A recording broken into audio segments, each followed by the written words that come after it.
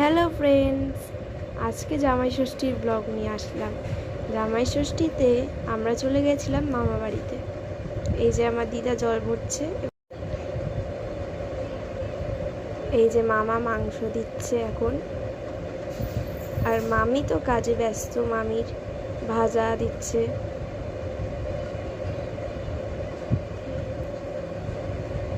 আর এই যে আমি উপরে বসে বসে ভিডিও করছি।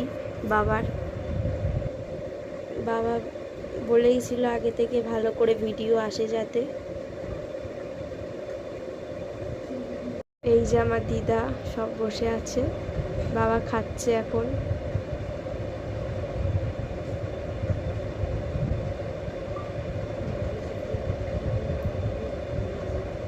খাওয়াটা খুবই ভালো ছিল, খাবারগুলো সব এত হয়তো খেতেও পারিনি। এই যে বাবার ফটো। Thanks for